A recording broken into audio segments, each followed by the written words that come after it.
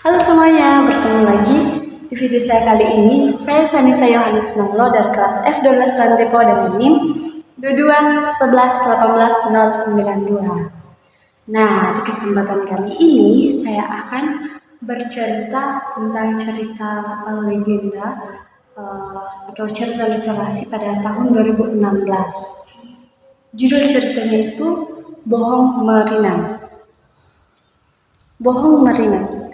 Di sebelah utara sana, di Dairi, ada sebuah desa bernama Desa Cike-Cike. Desa ini memiliki pemandangan yang sangat indah dan permai. Masyarakatnya juga memiliki kehidupan yang hidup mereka itu rukun serta damai. Nah, di desa tersebut juga hidup seorang janda sama anaknya. Anaknya ini baru berumur sekitar 7 tahun. Nama anaknya ini adalah Simpersa.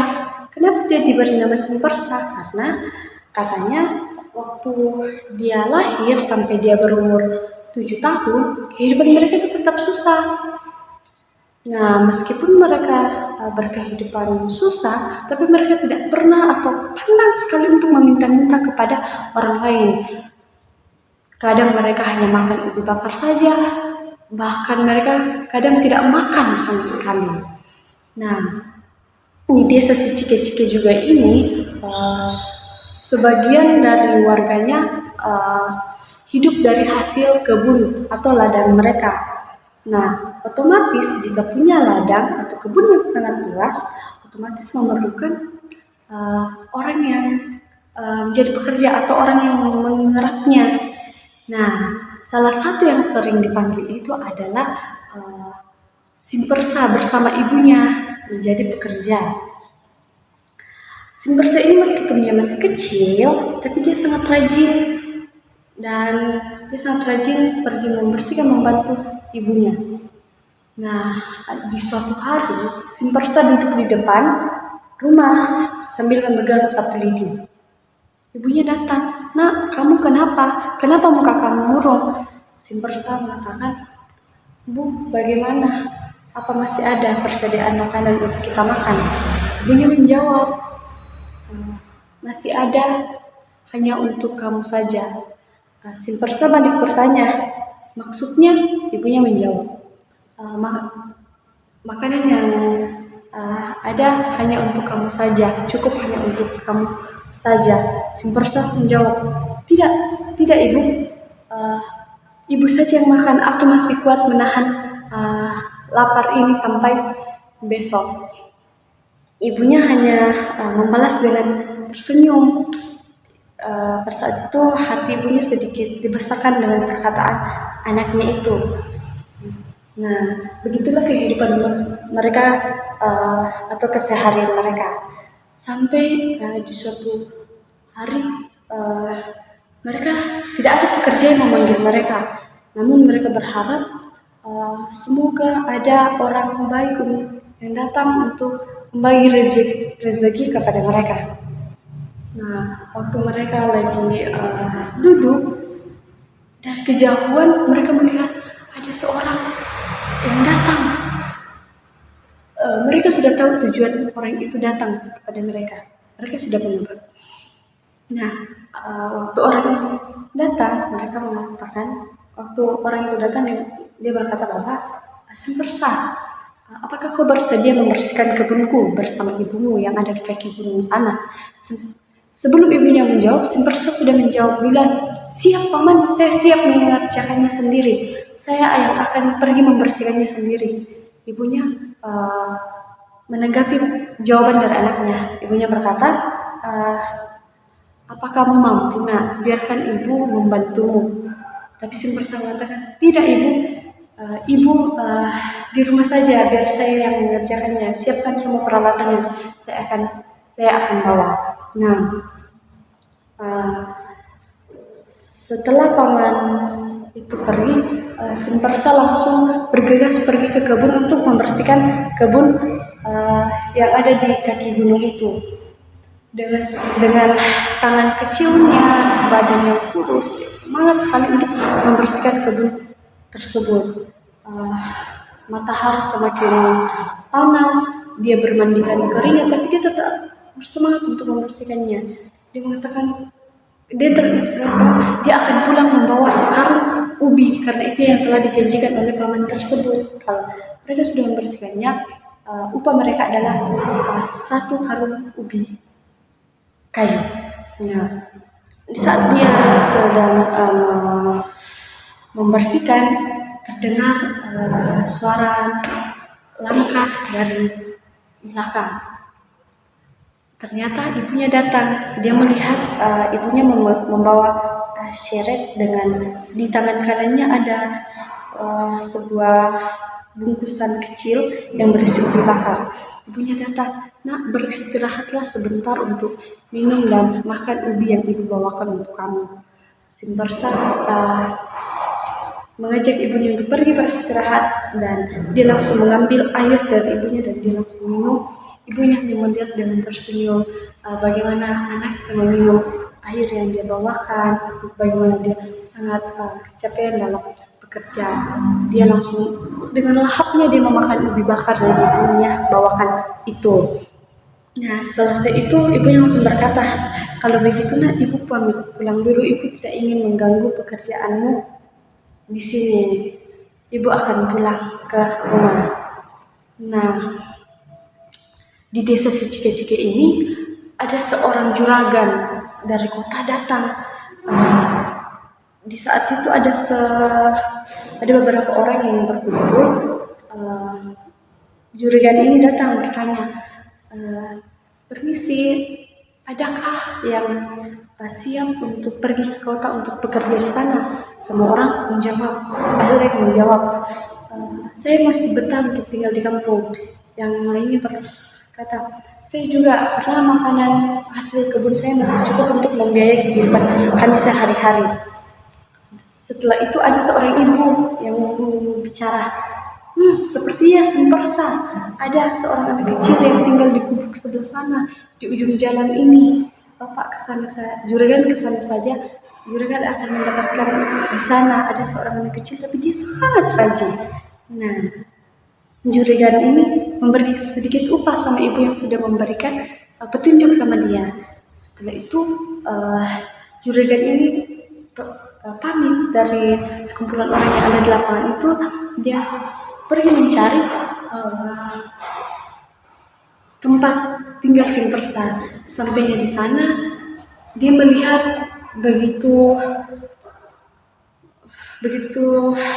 prihatin dengan kehidupan ekonomi mereka. Mereka tinggal di gubuk yang sudah sangat tidak layak, dan pokoknya kentara kalau mereka adalah orang yang betul-betul hidup dengan kemiskinan.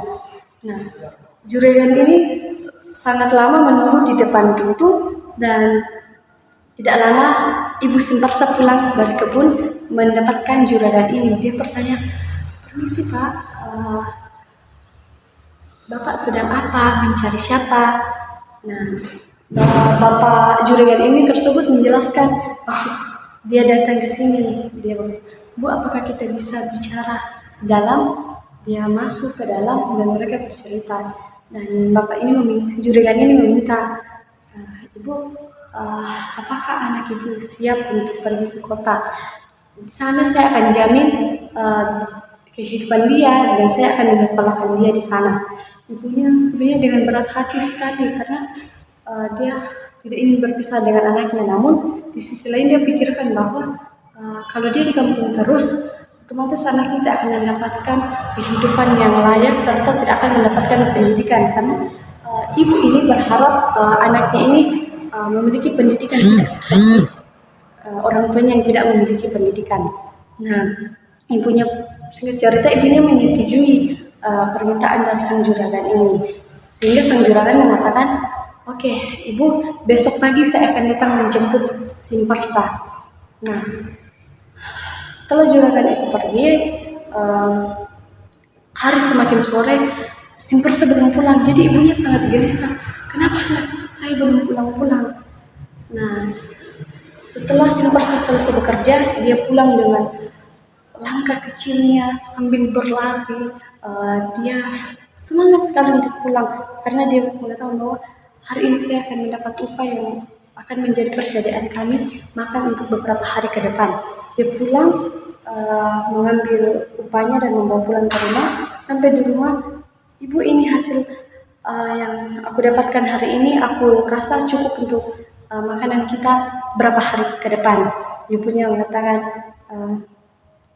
istirahatlah nak, mandi dan makan. Sebentar ibu akan berbicara penting sama kamu. Nah, si Persa bilang, apa ibu berbicara? Berbicara apa? Tapi ibunya bilang, nanti setelah kamu mandi dan makan. Nah, setelah si Persa langsung pergi mandi, makan, dan mereka beristirahat bentar, dan ibunya bicara bahwa si Persa akan pergi ke kota untuk bekerja di sana, karena juragan sudah menjanjikan akan memberikan kehidupan yang layak serta pendidikan kepada dia. Nah, sebenarnya si Persa itu tidak ikhlas, tapi karena keyakinan dari ibunya sehingga si Persa mengiyakan. Dan dari situ ibunya menyiapkan semua baju-baju dari si Persa sambil ibunya menangis dalam hati. Air matanya keluar menetes di beberapa bagian si Persa karena dengan hati yang sangat ikhlas, karena mengatakan bahwa sudah 7 tahun aku bersama anakku, tapi aku akan berpisah sama dia untuk pergi. Tapi dia kembali lagi yakinkan, kalau anakku pergi dia akan mendapatkan pendidikan yang lain. Jadi dia bersama mengikhlaskan anaknya. Sampai besok pagi, singkat cerita, besok pagi juragan datang menjemput si Persa. Si Persa dibawa pergi. Di setiap langkahnya dari kejauhan ibunya melihat si Persa ini bercucuran air mata. Dia balik ke belakang, dia ingin pergi memeluk ibunya, tapi saat dia melihat senyuman dari ibunya, dia tidak jadi. Dia mengatakan bahwa ibuku betul ikhlas kalau aku pergi. Nah, sesampainya di kota, si Persa ini dititipkan kepada sang saudagar, seorang paling kaya raya di kota Medan. Nah, di sana si Persa dipekerjakan dan disekolahkan sesuai dengan yang betul-betul yang juragan lalu katakan atau janjikan kepada si Persa. Singkat cerita, si Persa ini semakin bertumbuh dan dia semakin sukses dan semakin dipercayai, reputasinya semakin tinggi, semakin terkenal di kota tersebut, sehingga juragannya mengatakan, ternyata anak ini rajin dan cerdas, sehingga orang-orang di kampung itu juga mengira bahwa si Persa ini adalah anak dari sang saudagar kaya ini, karena dari kecerdasannya, kerajinannya itu sangat persis, sehingga sang saudagar ini berkata sama si Persa, apakah kamu masih ingin pulang kampung? Si Persa mengatakan, saya belum mengingat untuk pulang atau menengok ibu saya, karena saya hanya fokus untuk diri saya sendiri untuk mengumpulkan banyak uang. Setelah itu saya akan pulang. Setelah itu sang saudagar bertanya kembali, apakah kau akan kembali ke sini lagi? Si Persa mengatakan, kalau itu sebelum saya pikirkan. Karena perkataan itu, sang saudagar ini kembali bermangkan, kalau anak ini pulang pasti usahanya akan tidak seperti ini. Jadi dia berusaha menghasut si Persa ini agar dia tidak pulang. Nah, singkat cerita, kehidupan si Persa semakin baik. Dia menjadi seorang terkenal, memiliki usaha yang banyak, mempunyai uang yang banyak, dan dia sangat cerdas, sehingga dia sudah tidak ingat pulang kampung. Dia sudah tidak ingat asal usul dia. Suatu hari sang saudagar mengatakan, si Persa, kamu kan sudah terkenal memiliki uang, kamu ganti saja namamu menjadi Si Senang, karena kamu sudah menjadi seorang kaya, seorang yang memiliki reputasi yang bagus tentunya. Jadi dengan perkataan keyakinan dari sang saudagar, sehingga dia setuju untuk diganti namanya menjadi Si Senang. Nah, di malam itu diadakanlah perayaan pengumuman bahwa si Persa ini telah berganti nama menjadi Si Senang. Nah, di malam itu karena si Persa kira-kira berapa tahun itu dia akhirnya berumur 22 tahun. Dia berniatan untuk menikah. Nah, dia pergi bertanya kepada sang saudagar, karena sang saudagar ini memiliki putri yang sebaya dengan si Senang ini. Dan si Senang ini suka sama putri dari sang saudagar ini. Dia berniatan semoga dia dinikahkan dengan itu, tapi dia tidak memberitahukan langsung niatannya kepada sang saudagar ini. Dia hanya bilang, saya sudah dewasa, saya sudah ingin memiliki seorang istri. Sang saudagar hanya tersenyum dan saya akan mencarikan kau seorang istri, besok saya akan pertemukan dengan kau. Besok sang saudagar memanggil Simpersa ke ruang tamu. Dia mengatakan bahwa apakah kau sedia menikah dengan putriku? Si Senang langsung akhirnya apa yang dia impikan itu betul-betul terjadi, sehingga dia setuju untuk menikah dengan anak sang saudagar ini. Nah, singkat cerita, mereka menikah, memiliki usaha sendiri. Simpersa semakin kaya, dan semakin dia kaya, dia semakin sombong. Istrinya selalu mengingatkan jangan begini, jangan begitu, tapi dia tetap menyombongkan diri, tetap menyombongkan kekayaan yang dia miliki. Dia sudah tidak ingat asal usulnya, dia bisa dikatakan dia sudah lupa akan daratan. Sehingga di suatu hari Simpersa ini pergi ke negara tetangga untuk mengambil barang-barang. Sebelum itu ibunya ini sangat rindu sama Simpersa, sehingga dia ingin sekali bertemu dengan anaknya. Nah, orang di desa si Cike-Cike ini berniatan untuk mengumpulkan uang untuk membiayai ibu Simpersa untuk pergi ke kota.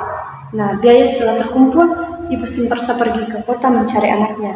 Sampainya di kota Medan, dia mencari anaknya. Dia bertemu dengan anak muda. Dia mengatakan, apakah kau melihat anakku yang bernama Simpersa? Orang itu mengatakan, kami tidak mengenal orang itu. Tidak ada orang yang bernama Simpersa di sini. Yang ada adalah si Senang. Nah, ibu itu diberikan petunjuk ke arah rumah si Senang ini atau Simpersa ini. Kemudian ibu ini pergi ke sana.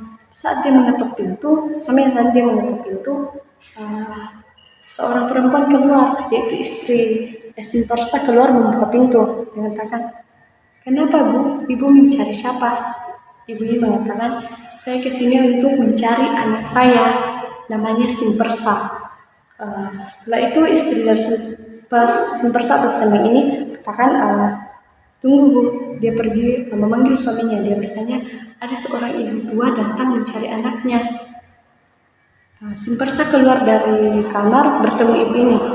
Dia mengenali wajah dari ujung kaki sampai ujung kepala. Dia mengenali sebenarnya itu ibunya, tapi dia malu mengakui ibunya. Mengapa? Karena dia melihat penampilan ibunya itu yang sangat tidak layak dan kumal. Pokoknya ibunya itu sangat layak dia lihat, sehingga dia tidak ingin mengakui bahwa itu ibunya, karena dia takut ditinggalkan istrinya kalau dia adalah anak kandung dari ibu ini, dan dia tidak ingin kalau istrinya ini tahu asal usul dari Simpersa. Nah, kemudian dia usir ibu itu pergi. Dia bilang, saya tidak kenal siapa itu Simpersa. Tidak ada Simpersa di sini. Setelah itu ibu itu pergi.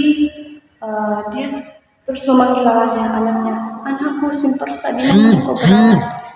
Di situ setelah itu mereka tutup pintu, istri si Senang berkata, bukankah kau namamu dulu adalah Simpersa? Setelah itu Simpersa langsung, apa maksudmu? Istrinya mengatakan, tidak, aku hanya bertanya. Simpersa mengatakan, aku tidak kenal dengan ibu itu.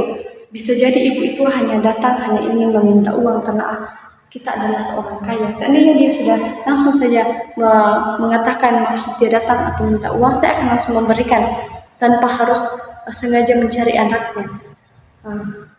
Setelah itu ibu itu, karena dia sudah matanya sudah tidak terlalu tajam untuk melihat, dia berjalan.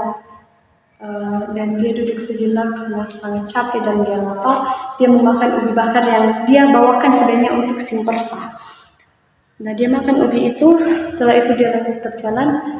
Di malam hari dia tidak melihat kalau ada mobil dari sana, sehingga mobil itu nabrak ibu Simpersa ini. Ibu ini meninggal di situ, dan orang orang yang ada di uh, kota Medan, orang yang ada di kota itu membantu ibu ini. Dan tim keamanan datang membawa ibu Simpersa, ibu tua ini ke rumah sakit. Di perjalanan ibu ini menghembuskan nafas terakhirnya. Setelah itu ibu tua ini dibawa pulang ke desa Cike-Cike dan dikuburkan oleh masyarakat di sana di bawah pohon bambu. Setelah itu Simpersa pergi ke negara tetangga mengambil barang. Barang yang dibawanya itu diangkut oleh kapal laut serta dengan Simpersa. Di perjalanan kapal mereka itu tenggelam. Simpersa berhasil lolos pada musibah tersebut. Konon barang yang dibawanya itu beserta dengan kapal itu berubah menjadi batu. Nah, karena semua barang yang dibawanya itu tenggelam, mereka terkena musibah, mereka jatuh miskin. Semua harta kekayaan mereka habis. Yang tersisa hanya rumah yang mereka tempati pada saat itu. Sehingga istrinya mencari tahu apa sebenarnya masalah, apa yang sebenarnya yang terjadi pada mereka. Sehingga istrinya ini pergi ke dukun-dukun mencari tahu apa yang terjadi pada mereka. Dan semua dukun yang mereka tempati, semuanya hasilnya sama, bahwa mengatakan bahwa pergilah membersihkan kuburan ibumu yang ada di desa sana. Istrinya kembali ke rumah. Simpersa mengatakan, dari mana saja kau? Kenapa keluar kesana kesini dengan tidak jelas? Kau sudah melupakan tanggung jawabmu sebagai istri. Kau sudah melupakan tanggung jawabmu, kerjaanmu yang ada di rumah. Jawab istrinya, kau itu lebih baik apa yang kulakukan daripada kau. Kau apa yang kau buat hanya di rumah? Apa yang akan kita makan jika kau di rumah? Apa yang akan kau berikan kepada saya? Apa yang akan kita makan jika kau hanya begini-begini terus? Kau jujur saja sekarang. Sebenarnya ibu tua itu lalu adalah ibumu. Simpersa mengatakan, aku tidak mengenal itu. Istri mengatakan, jujur apa yang telah kau buat sama ibumu? Simpersa mengatakan, aku tidak berbuat apa-apa sama aku. Setelah itu istri dari Simpersa ini mengancam, kalau kau tidak mau jujur, aku akan meninggalkanmu sendiri, aku akan pergi sendiri. Karena ancaman itulah Simpersa mengatakan, iya aku jujur, ibu tua yang lalu datang ke rumah kita itu adalah ibuku. Aku malu mengakuinya karena aku takut setelah kau tahu asal usulku, kau akan meninggalkan aku. Istrinya itu tersentuh dan dia mengatakan bahwa besok kita harus pergi ke desa untuk membersihkan kubur ibumu. Karena di saat Simpersa tahu kalau ibunya meninggal, dia tidak peduli sama sekali, dia biasa-biasa saja. Nah, keesokan harinya mereka pergi ke desa Cike-Cike berkat pertolongan petunjuk dari orang-orang desa di sekitar sana, sehingga mereka menemukan kuburan ibunya itu. Simpersa meminta maaf, tapi sepertinya alam murka juga terhadap Simpersa, sehingga pada saat itu terjadi angin kencang dan bambu-bambu itu menimpa mereka, sehingga Simpersa dan istrinya meninggal di tempat itu. Dan mereka ditemukan oleh masyarakat yang ada di sana dan dikuburkan di samping kubur itu. Sampai di sini cerita saya. Sekian dan terima kasih.